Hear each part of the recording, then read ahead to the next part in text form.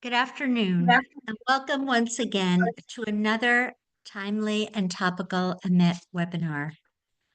Before we begin, I'd like to thank Lieutenant Colonel Sarisi Zahavi of the IDF for taking her valuable time to meet with us once again. Colonel Zahavi is new. Okay, welcome once again to another timely and topical AMET webinar. Before we begin, I'd like to thank Lieutenant Colonel Cerise Sahavi of the IDF for taking her valuable time to meet with us once again today. Colonel Zahavi is not new to any of us. She's the founder and president of ALMA, a nonprofit and an independent research and education center specializing in the security demands of Israel's northern border. Sarit has briefed hundreds upon hundreds of groups and forums ranging from U.S. senators, congressmen and women, and politicians to senior journalists and visiting VIP groups in Israel and overseas. Sarit drafts numerous position papers and updates focuses on Lebanon, Syria, and Israel's national security challenges. She served for over 15 years in the IDF, specializing in military intelligence, and holds an MA in Middle East Studies from Ben Gurion University, and also is a member of Forum Devora, promoting the equal representation of women in key decision-making positions in the fields of national security and foreign policy. Her very unique achievements have led her to be selected by the Jerusalem Post as one of the top 50 most influential Jews of 2021. Also, before we begin, we would like to express Ahmed's collective condolences to Sarit over the passing of her very remarkable and courageous father, Moshe Zahavi. Ironically, her father passed the very day that Bashar Assad's evil regime fell on December 7th. Sarit wrote a beautiful and moving tribute to her father, who was born in Damascus, came to Israel in 1945, and whose life was forged by a Zionist mission and vision. He fought in 5 wars and was a great humanitarian and idealist. Sarit, may you be comforted by your wonderful memories. Sarit, would you like to first open by telling us a little something about your father? And I also want to say, the apple doesn't fall far from the tree. We know where you get your wonderful values from, Sarit.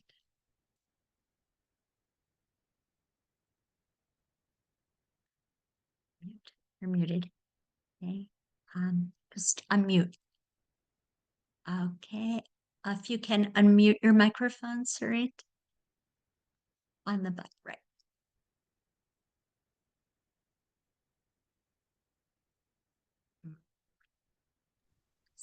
Okay. I hope you can hear me now. Maybe I should start from my father, a story from Damascus. My father ran away from Damascus at the age of 11. He took his younger brother on his shoulders, actually. And I want to share with you the photo of his family that was taken in Damascus. They walked all the way to the land of Israel. And this is my father between his 2 parents. The family was divided for around 2 years until he succeeded in finding his mother and his father. It's a story for another presentation that I'm not going to take too much of our time. But for me, it was, as you said, it was very symbolic that my father didn't live to see Damascus fall. But maybe he heard, maybe he heard from on top. And, you know, even with everything that I'm going to talk about now professionally and all the doubts that we have about the future of Syria, I still have a little bit of hope that with all these changes that are now happening, and my grandmother, that you can see here in the picture, she was born in Beirut. I still have a little bit of hope that one day I will be able to visit both Damascus and Beirut and to see the sites and to see the homes and to see the places where my father and my grandmother grew up. So this is just, opening with a little bit of hope. But now let's dive down to what is truly happening in Syria. So, I used to show a map of Syria with a lot of colors, a lot of areas of influence, a lot of players. Basically, the rebels won within what they didn't succeed in doing in more than a decade. They succeeded in doing in like 3 days, something of the sort. And in 3 days, they came all the way from the area up north, Idlib, down south along this main road through Homs and Aleppo, which is over here, all the way to Damascus. And basically, you see in green, these are the areas that were taken by the rebels, by al Jolani. In yellow, and this map is not updated, it is from 5 days ago. The yellow are the Kurds. I'm sorry. The yellow are the Kurds. The Kurds are a small sect in northern Syria, the enemy, if you like, of Turkey, which is supporting the rebels. This is one of the answers to the question, how come they did it in such a short time? And the gray areas that you can see are areas. I'm so sorry. I'm not sure everybody can see How come? the map. It's on the side, I think we still see the first slide. just the first slide. You don't see the other slide? Let me see. Can you move your let's see what I can do. the black line down to the third slide? Let's see what I can do. Window, home, entire screen. Window. I'll do it this way. I will do it this way. I believe that this way there wouldn't be any problem. Perfect. Right. It's not the best way, but it's better than right.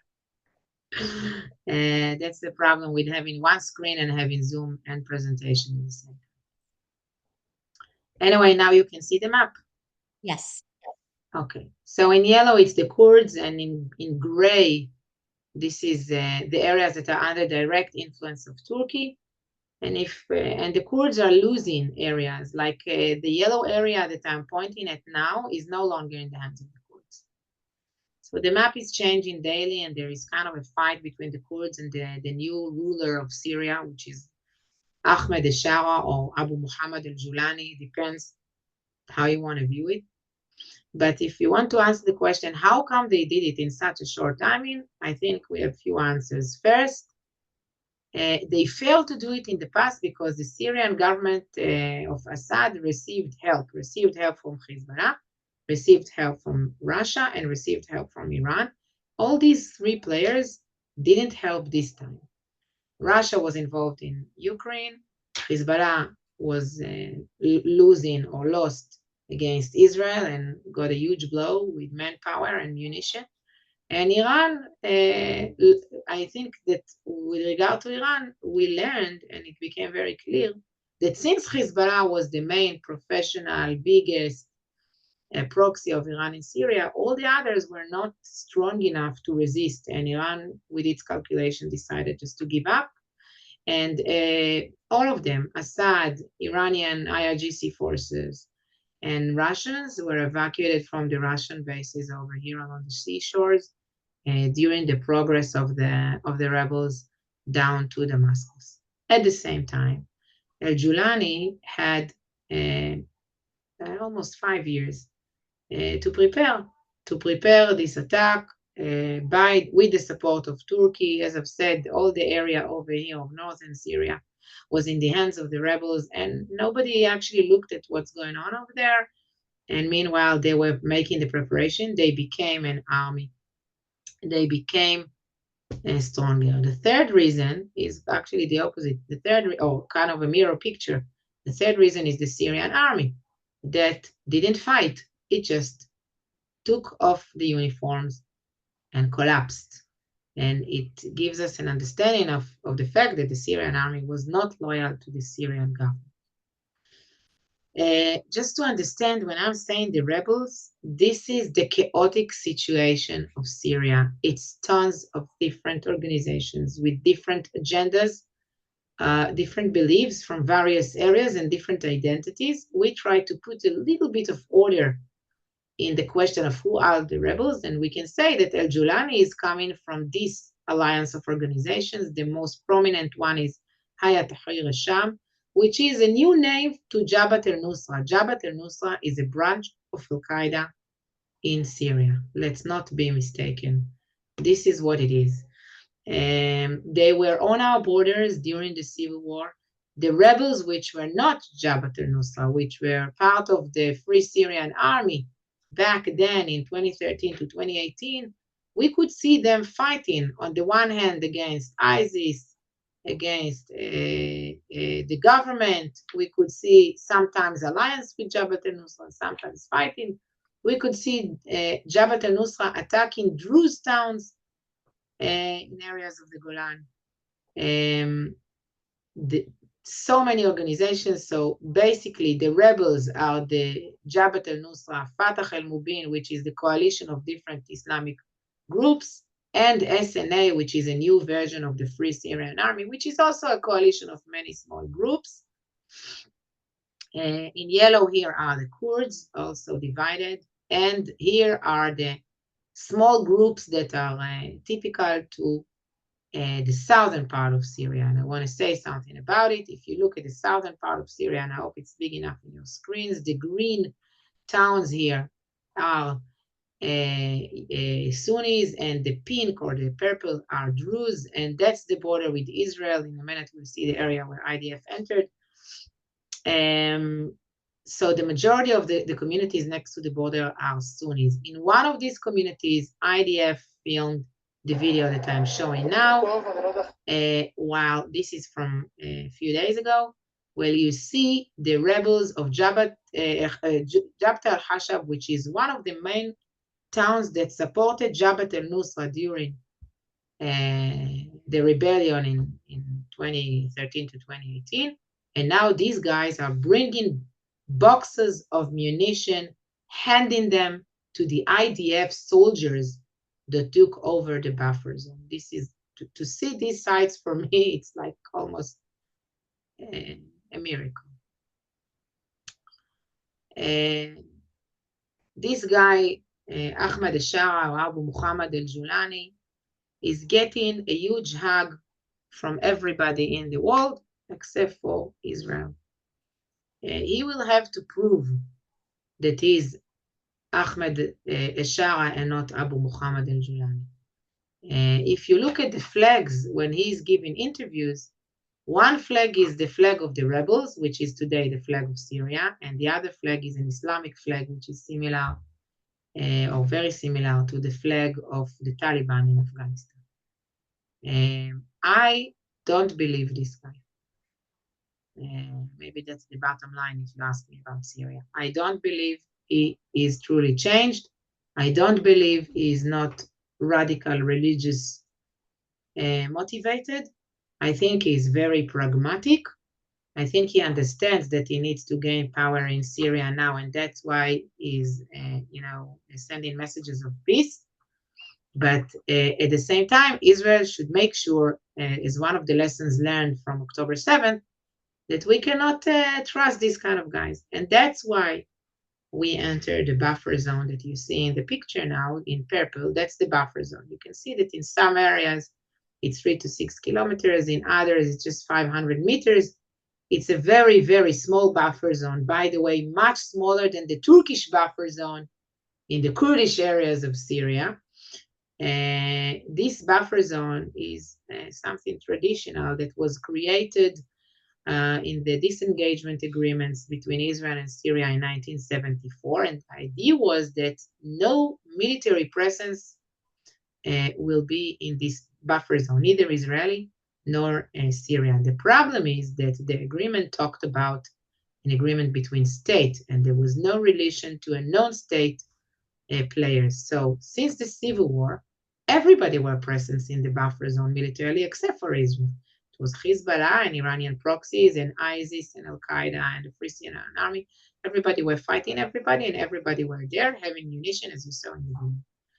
IDF, as a lesson learned from October 7th, the Israeli government made the decision to enter into this buffer zone to make sure that the munition and the new groups or the new ruler, whoever they are not using this area to prepare another attack and invasion against Israel. And there are Israeli communities which are about 1-2 kilometers from the border over here.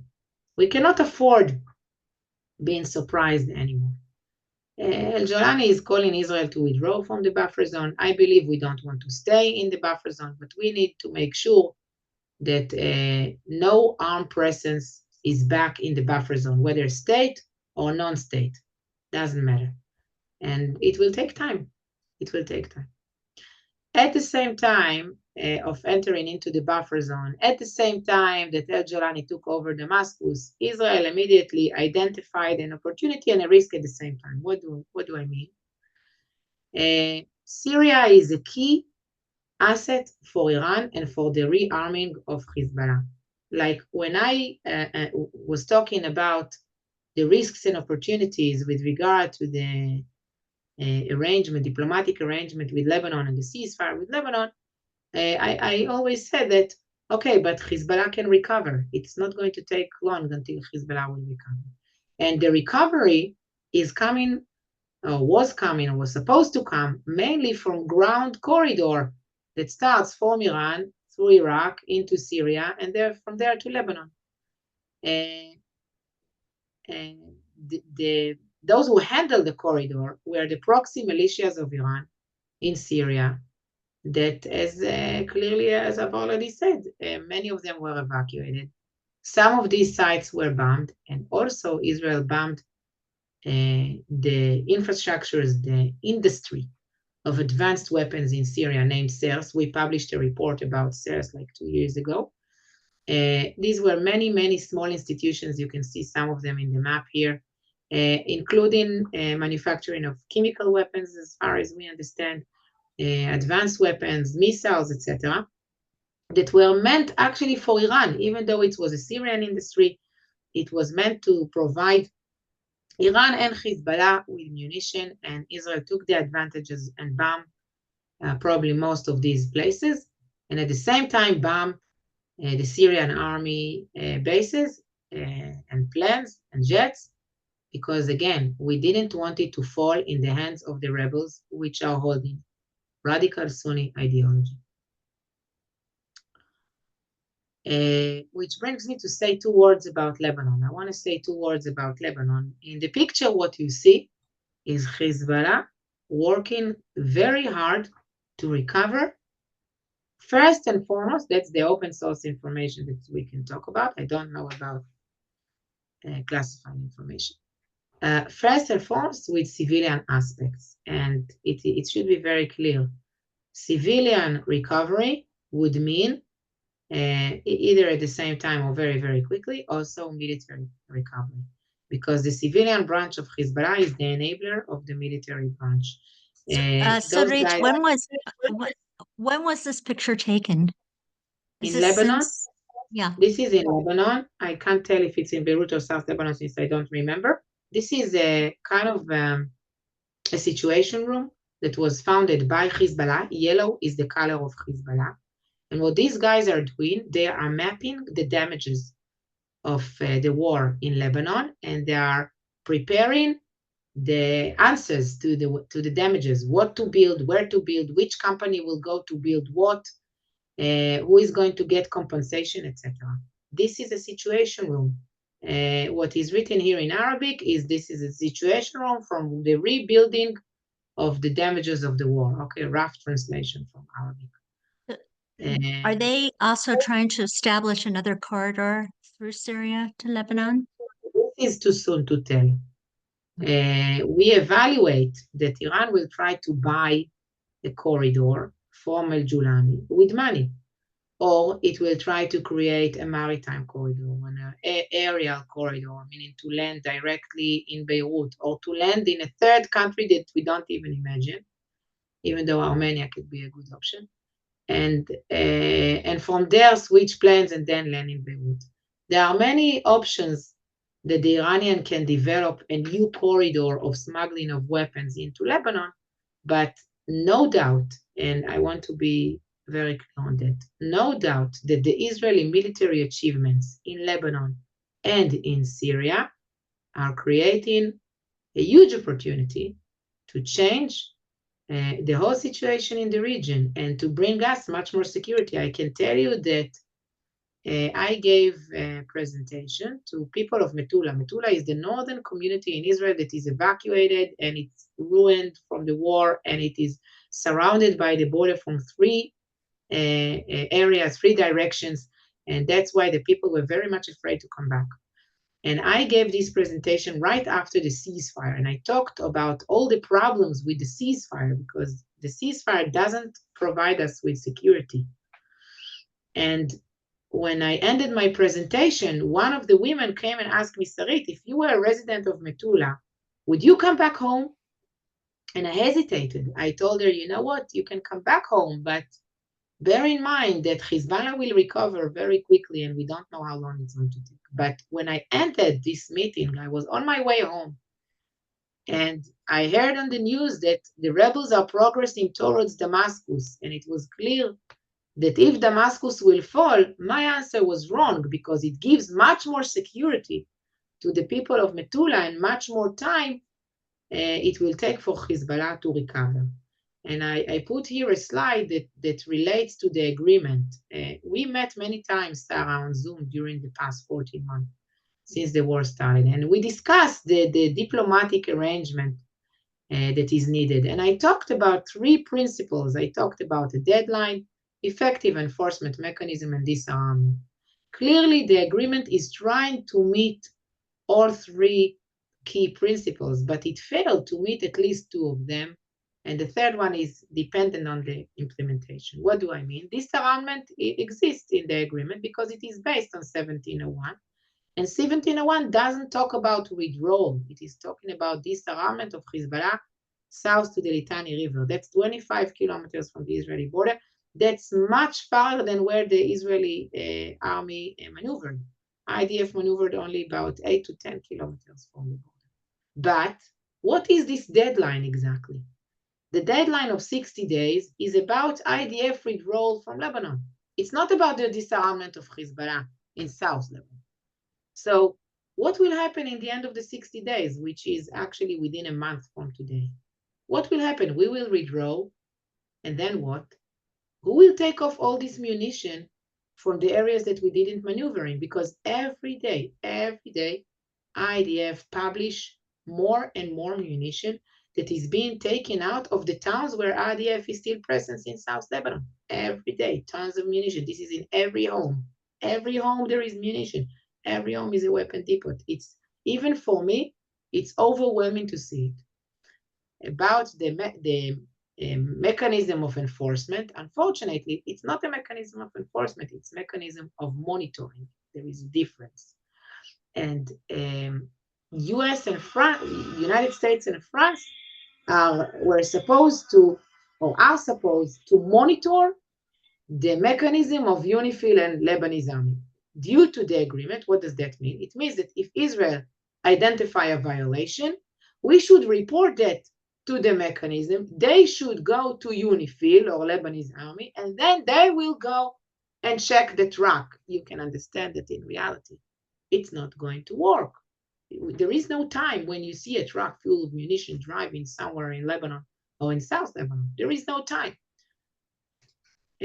So I think that the agreement is written in a way, again, just like the previous one of 1701, that each side can interpret it in a different way, and that's why it's ineffective. It's not going to work. But what happened in Syria gives us more time to think about it and actually to change the reality.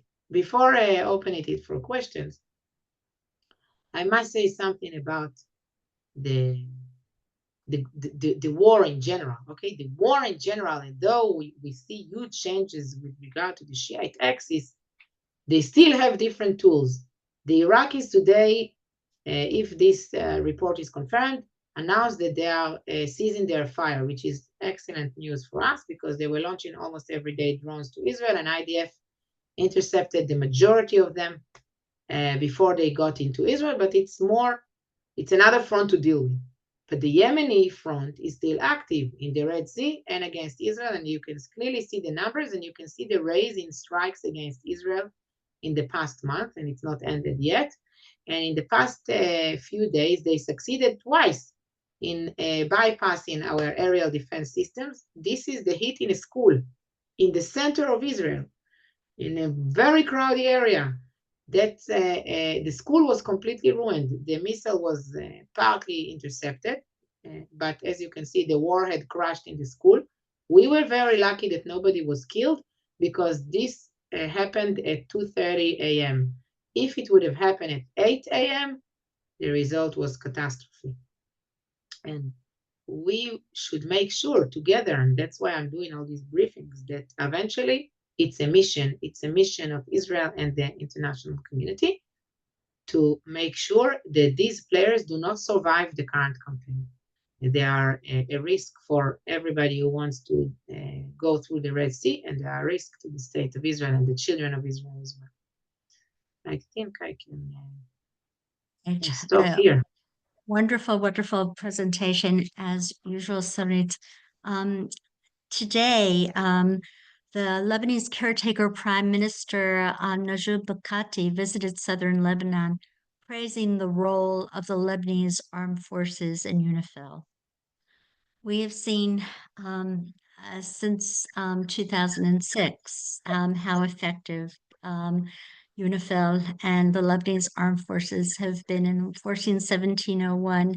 What is your estimation of both of these units?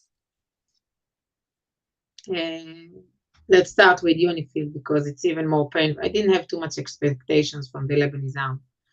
But with regard to UNIFIL, again, I'm sorry for being a little bit emotional, but I feel that I was basically lied to. This is what I feel, because during the years I dealt with UNIFIL a lot. I watched very closely what they were doing and what they were not doing. And I can tell you that throughout the years, UNIFIL said that it doesn't have the authority to enter to private territories due to demand. And we saw that Hezbollah took advantage of that, and as I've said, hide tons of munition in the homes. Okay, I understand. We also saw that UNIFIL, especially in the past few years, avoided from entering to open areas, which were nobody's land. Okay, what we call nature reserves and forested areas in Lebanon, etc. Even though it was completely within their mandate to enter to those places. And Hezbollah took advantage of that and prepared its invasion plan from within those places. There are tons of hidden underground sites where Hezbollah hid the uniforms and the shoes and the weapons of the combatants of the Radwan brigades that were supposed to come very close to the border between the trees, get rest, and attack Israel. And UNIFIL didn't enter. And I always said, okay, UNIFIL doesn't enter because they are afraid for their lives. Hezbollah is intimidating them. They are afraid from Hezbollah. And then came the IDF offensive. And UNIFIL was not afraid anymore. It was not afraid to be caught in crossfire.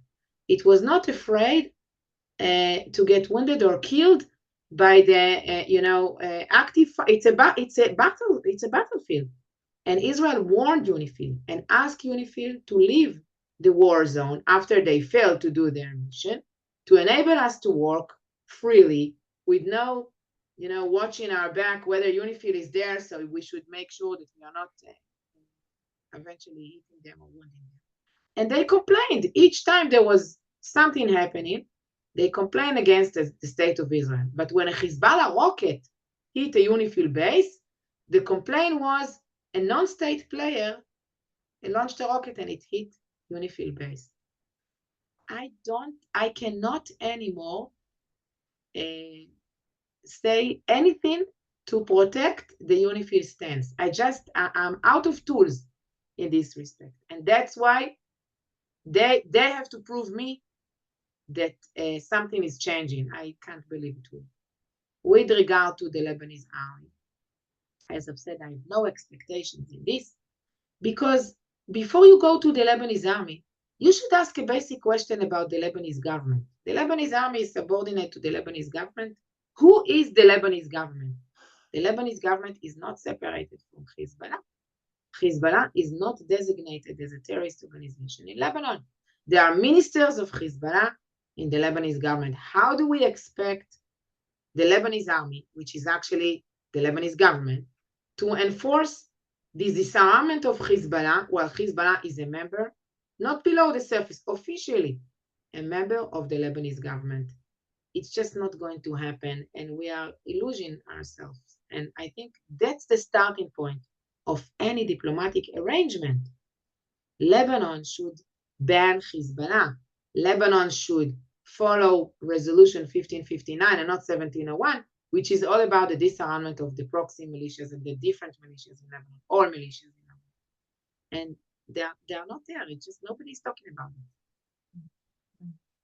So the United States appears to have made the decision to suspend the $10 million bounty on Ahmad al-Sharaa, also known as Mohamad al Jolani.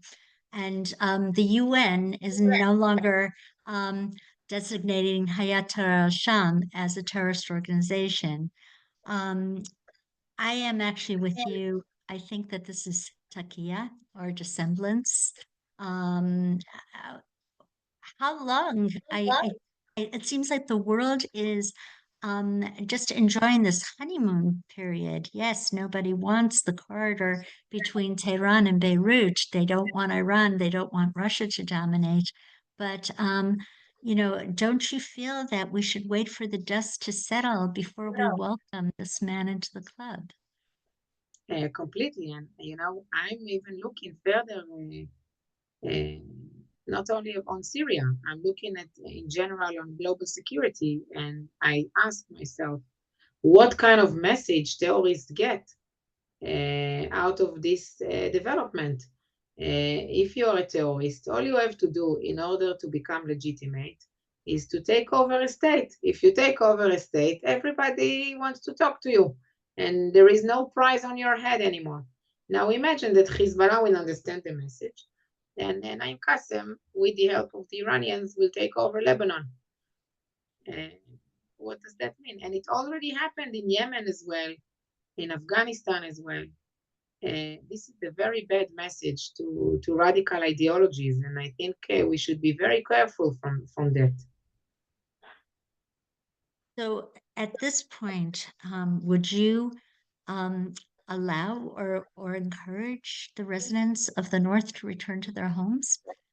If they're Yes. sitting there, yes. Why? Why is that? Yes, because as I've said, IDF is still in Lebanon. I don't know what will happen within a month, but IDF is still in Lebanon. Their recovery will take time. I don't think that Hezbollah is interested in opening fire deliberately against Israel as long as it didn't recover. It needs to rebuild its capabilities in Lebanon, military capabilities and civilian capabilities in Lebanon. That's why I've said it was interested in the ceasefire. Right. So we did buy time in this respect, and people are coming back. People are coming back gradually, slowly, but it is happening. You have to bear in mind that there are a lot of damages, tons of damages. Can't remember the exact number, about 1,900 homes were damaged. Now, sometimes it's small damages, but even with the small, what we think small damages, you don't want your children to live in a room. And this is just a room that I visited this week in one of those communities, that you can see the sharp nail that crossed from the window through the closet to the mirror and crashed in the other side of the wall. Since these places was deserted for 14 months, and nature took over, and IDF forces in some of these places, not all of them, but in some of them, there was a presence, at least at the beginning of the war, of IDF forces, and there were damages. If you have a tank in your neighborhood, it creates damages. That's that's the reality. So there are damages from the rockets, and there are damages from the desertion, and there are damages from IDF forces, and it's a lot of work to rebuild. And people are starting to rebuild, and Israelis are coming back, and they want to see the North blooming again. It demonstrates the tenacity and the resilience and the courage of the Zionist spirit. It's really beautiful. So as Iran and Russia are diminishing powers inside Syria and the Middle East, Turkey appears to be more of a dominant force, and Erdogan has this horrific hatred towards the Kurds who've been incredibly loyal to the United States and Israel. How vulnerable are they? Do you think the United States and or Israel could do something to protect the Kurds? I don't think Israel can do something to protect the Kurds above the surface officially. I think that the issue of the Kurds versus Turkey is something that we should deal with very carefully. I think that the Kurds would settle with an autonomy. And the idea of autonomy to minorities in Syria is not a new idea. It is something that even the French played with a century ago. And I think this could be a solution that can meet the needs of all sides. I don't trust Erdogan, to tell you the truth. I don't trust Erdogan.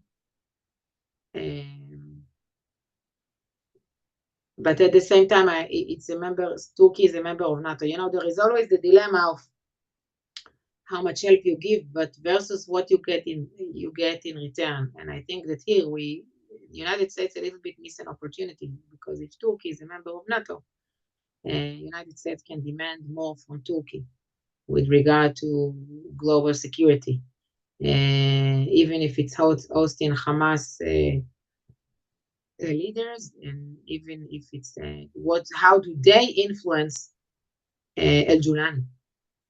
How do they make sure that al Jolani is not becoming a dictator? How Erdogan is less of a dictator? Bear in mind that Turkey is not a democracy anymore. So I personally don't trust Erdogan. But at the same time, he's very sick. He looks very sick. He look older than his age, and he has a lot of internal problems with regard to the support of its own people. So, do you have any estimate of how many Hezbollah tunnels are still remaining in southern Lebanon and in Syria? No. Syria, I cannot estimate, but it is clear that those who excavate in Lebanon also excavate in Syria, and maybe more, because there were more players in Syria. Wherever IDF didn't maneuver, there are underground infrastructures, tons of them, hundreds of kilometers. And even in the areas that IDF maneuvered, every day they find more, including yesterday, they found another tunnel. I can't remember how many kilometers. Every day they find more. So, we know that Israel, within the past week, I think, had 4 Houthi missiles that landed, and you just showed us 200 and what was it, 90 missiles that came in since the beginning of December, and they did this horrible damage in Ramat Gan, in the school. No, 200. It was almost 300 incidents. It's not missiles. It's 300 incidents. You can have Okay. more than one missile in an incident. Oh, 200, almost 300 attacks since the beginning of the war. And about 12, 13 of them were during December, which is an increase. I stand corrected. It's horrible. And the attacks on the shipping lanes in the Red Sea, which damages the entire world. This is not including the attacks in the Red Sea. Like 300 in total, it's the total attacks of the Houthis against Israel and in the Red Sea. What I've said about December, it's not including the attacks in the Red Sea. This is on So, a daily basis. right. Daily basis, the Houthis are doing something against Hamas. So Israel began attacking Sana'a. Do you think there are any efforts to carpet bomb Yemen or use bigger weapons against the Houthis? Look, Yemen is it's even more than a challenge with regard to civilian problem. It's more than a challenge, and even from Gaza, comparing to Gaza and comparing to Lebanon, because the humanitarian situation there is already terrible. And the Houthis are investing in fighting the West instead of investing in rebuilding the country that they like kind of gained after the war with Saudi Arabia. I don't like the word carpet bombing. We don't carpet bomb. We bomb storages of weapons. If they create huge damages because somebody decided to storage those weapons among populated areas. But carpet bombing is the policy of Russia. And it did that in front of my eyes in the Syrian Golan during the Civil War. I just saw it. I heard the jets of Russia, and then I saw the blasts. This is deliberate targeting of civilians. And it happened in all of Syria, actually. This is not a policy of Western countries, including Israel. I think that not only Israel should not be the only player to attack the Houthis of Yemen, because as you could see in my graph and statistics, they are not attacking only Israel, they're also blocking the routes of the Red Sea, which is a huge damage to Egypt, for example, blocking the Suez Canal, a huge damage to economy, to world economy, global economy. And again, there is no reason that United States and Europe should live with that. We should make sure that it's not happening anymore. And we should unite forces to fight that. And it's also send a message to others, to those who send them, which is Iran, and to other players here. So, Siri, do you have any strong feelings about the Druze that would like to be a part of Israel? First, let's not be mistaken. The Druze of Syria are divided with their approach to the new government and their approach to Israel. And they truly facing a huge dilemma since the beginning of the Civil War, because let's say something about the Druze. In opposed to the Kurds, the Druze do not strive to have their own state. There is no Druze land, okay? They are very much connected to their land, but they don't wish to have a nation state. They are very much connected to their land, but in order to protect their very small sect, they are obliged, due to their practices and tradition, to be loyal to the government wherever they live. And this is why the Druze in Lebanon, you see how June Balat is behaving. Whenever he sees that Hezbollah is strong enough, he will say that he supports Hezbollah. You see in Israel, the Druze are loyal to the state of Israel. And in Syria, they have a huge dilemma because it's a very unstable situation and you don't know who the government is. And that's why you ended up in a situation that there are different Druze groups that are saying different things. Some are supporting Israel. All of them understand the risk of al Jolani, by the way. They are not stupid. Some of them were completely against Assad. Some of them joined now the rebels group, but preserves their autonomy in this. They didn't disappear in one big structure of new Syrian army. It didn't happen. It is still tons of groups, and one of them, or few of them, are groups of Druze that decided to join the rebels, but still they can protect their own regions, or want to protect their own regions. What about the Druze in Shams who want to, northern Israeli villages who are right now feeling that some of them are feeling loyal towards Israel? More and more. Let's talk about it. The Druze of the 4 Druze towns in the Golan, we have almost 50,000 people living in the Golan. Half of them are Jews, half of them are Druze. When we annexed the Golan in 1981, we offered the Druze population of the Golan to be equal citizens of Israel, to get citizenship, and they refused. During the civil war in Syria, we saw among the young population there more interest in becoming Israelis, while the elderlies were afraid that they will be revenged by the Assad government and their families will be revenged. They had families just across. They were afraid that their families would be revenged by the Assad. The Druze population of the Golan, including those who are not citizens of Israel, they chose, and that's the majority, but I don't know the percentage. Okay, it changed, and there are different numbers thrown to the air, so I don't know the percentage. But the majority of the Druze of the Golan probably are still not Israeli citizens. They are just residents, and yet they get all the services from the state of Israel: social security and medical services, educational services. There are Israeli flags in those towns, and I feel very comfortable to have friends there and to visit there. It's a touristic place. Until the war, it was a touristic place. We could go. You saw the response, the immediate response of the Druze to the killing of the 12 children by Hezbollah. They demand the Israeli government to protect them. They see the Israeli government, they view the Israeli government as their protector as long as they live under the Israeli control. I can totally understand that.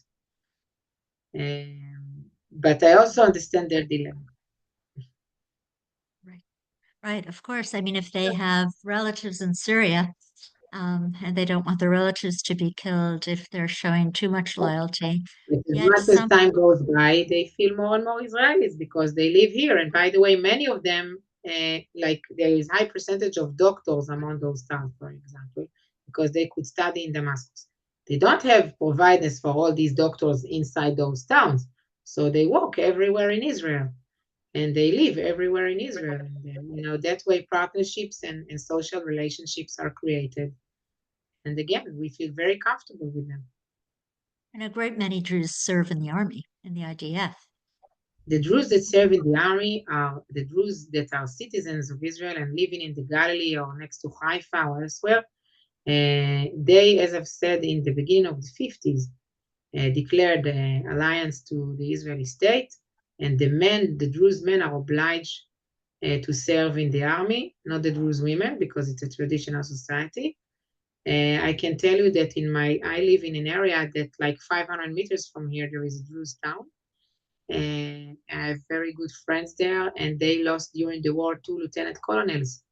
One was killed in Gaza, and the other was killed in the northern front in Lebanon, actually half an hour drive from here, fighting Hezbollah. I know there are cemeteries that are filled with graves of wonderful Druze who served in the IDF. Yep. Alan Stein asked if you could comment on the rumor that the Lebanese army and Hezbollah have an agreement that the Lebanese armed forces will occasionally make a show of discovering and confiscating arms while letting Hezbollah rearm. Do you know anything about that? I don't have any information about this kind of an agreement. I'm not sure it exists, but it definitely makes sense that this is how they will behave. Right. I mean, I have seen the Lebanese Boy Scouts who have, a flag of the Lebanese armed forces together with a Hezbollah flag.